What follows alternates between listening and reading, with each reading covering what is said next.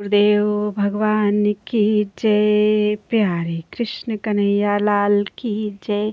श्रीमद् वाल्मीकि रामायण युद्ध कांड चल रहा है द्वितीय खंड का और 94वां सर्ग चल रहा है। कल आधा हुआ था, 21 श्लोक कल हुए थे, उससे आगे 22वें श्लोक से। मम पुत्रो मम भ्राता मम भर्ता रणे हतः इत्येष श्रूयते शब्दो राक्षसीनां कुले कुले। हाय, मेरा बेटा मारा गया, मेरे भाई को प्राणों से हाथ धोना पड़ा, रणभूमि में मेरे पतिदेव मार डाले गए, लंका के घर घर में राक्षसियों की ये शब्द सुनाई दे रहे थे। राक्षसियों का विलाप चल रहा है। रथाश्वनागाश्च हताः तत्र तत्र सहस्रशः रणे रामेण सूरेण हताश्चापि पदातयः। सम्रांगण में शूरवीर श्री राम ने जहाँ तहाँ सहस्रों रथों, घोड़ों और हाथियों का संहार कर डाला है। पैदल सैनिकों को भी मौत के घाट उतार दिया है। रुद्रो वा यदि वा विष्णुः महेन्द्रो वा शतक्रतुः हन्तिनो राम रूपेण यदि वा स्यमन्तकः। स्वयमन्तकः जान पड़ता है श्री राम का रूप धारण करके हमें साक्षात भगवान रुद्रदेव, भगवान विष्णु, शतक्रतु इंद्र एवं स्वयं यमराज ही मार रहे हैं। हत प्रवीरा रामेण निराशा जीविते वयम् अपश्यन्त्यो भयस्यान्तं अनाथा विलपामहे। हमारे प्रमुख वीर श्री राम के हाथ से मारे गए, अब हम लोग अपने जीवन से निराश हो चले हैं। हमें इस भय का अंत नहीं दिखाई देता, अतएव हम अनाथ की भांति विलाप कर रही हैं। राम हस्ताद दशग्रीवः शूरो दत्त महावरः इदं भयं महाघोरं समुत्पन्नं न बोध्यते। दशमुख रावण शूरवीर है, इसे ब्रह्मा जी ने महान वर दिया है। इसी घमंड के कारण यह श्री राम के हाथ से प्राप्त हुए इस महाघोर भय को नहीं समझ पाता है। तम न देवा न गंधर्वा न पिशाचा न राक्षसाः उपसृष्टं परित्रातुं सक्ता रामेण संयुगे। युद्ध स्थल में श्री राम जिसे मारने को तुल जाएं, उसे न तो देवता, न गंधर्व, न पिशाच और न राक्षस ही बचा सकते हैं। उत्पाताश्चापि दृश्यन्ते रावणस्य रणे रणे कथयन्ति रामेण रावणस्य निवर्हणम्। रावण के प्रत्येक युद्ध में जो उत्पात दिखाई देते हैं, वे राम के द्वारा रावण के विनाश की ही सूचना देते हैं। पितामहेन प्रीतेन देवदानव राक्षसैः रावणस्याभयं दत्तम् मनुष्येभ्यो न याचितम्। ब्रह्मा जी ने प्रसन्न होकर रावण को देवताओं, दानवों तथा राक्षसों की ओर से अभय दान दे दिया था। मनुष्यों की ओर से अभय प्राप्त होने के लिए इसने याचना ही नहीं की थी।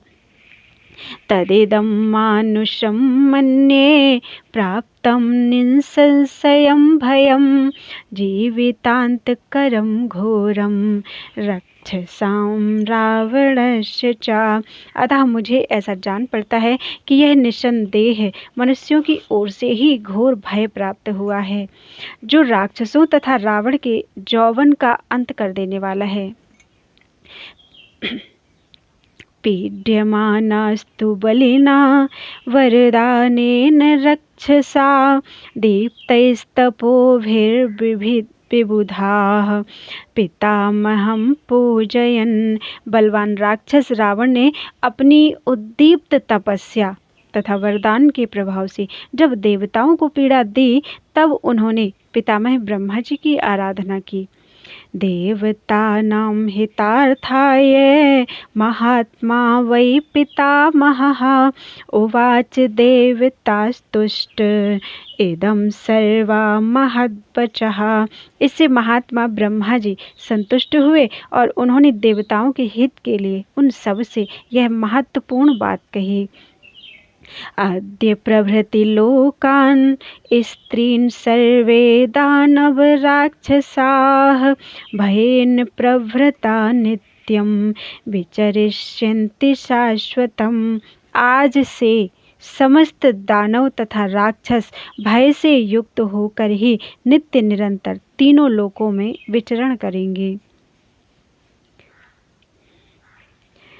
अद्य प्रभृति लोकान् त्रीन्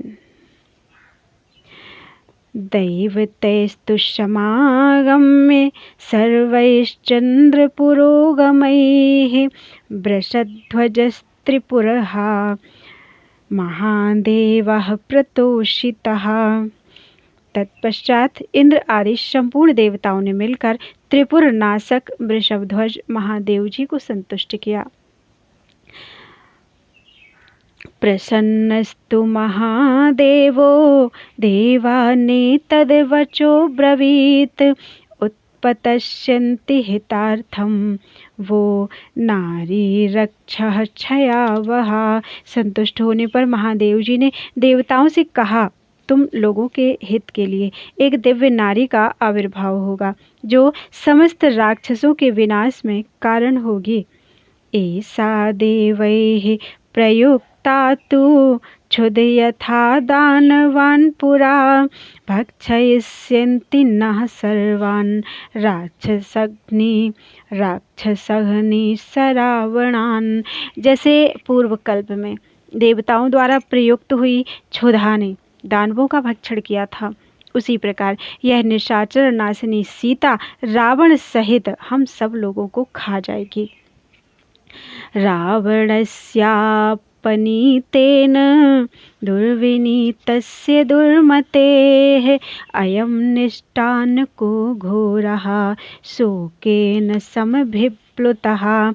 उद्दंड और दुर्बुद्धि रावण के अन्याय से यह शोक संयुक्त घोर विनाश हम सबको प्राप्त हुआ है। तम न पश्यामहे लोके यो नः शरणदो भवेत् राघवेणोपसृष्टानां कालेनेव युगक्षये। जगत में हम किसी ऐसे पुरुष को नहीं देखते हैं जो महाप्रलय के समय काल की भांति इस समय श्री रघुनाथ जी से संकट में पड़ी हुई हम राक्षसियों को शरण दे सके। नास्ति नः शरणं किंचित् भये महति तिष्ठतां दावाग्निवेष्टितानां हि करेणूनां यथा वने। हम बड़े भारी भय की अवस्था में स्थित हैं। जैसे वन में दावानल से घिरी हुई हथनियों को कहीं प्राण बचाने के लिए जगह नहीं मिलती, उसी तरह हमारे लिए भी कोई शरण नहीं है।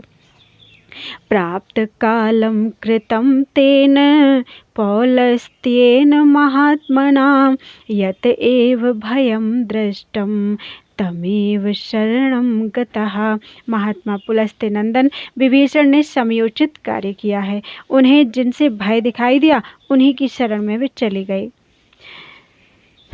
इतीव सर्वा रजनीचर स्त्रियः परस्परं सम्परिरम्भ्य बाहुभिः विषेदुरार्तातिभयाभिपीडिता विनेदुरुच्चैश्च तदा सुदारुणम्। इस प्रकार निशाचरों की सारी स्त्रियां एक दूसरे को भुजाओं में भरकर आर्त भाव एवं विषादग्रस्त हो गईं और अत्यंत भय से पीड़ित होकर अति भयंकर क्रंदन करने लगीं।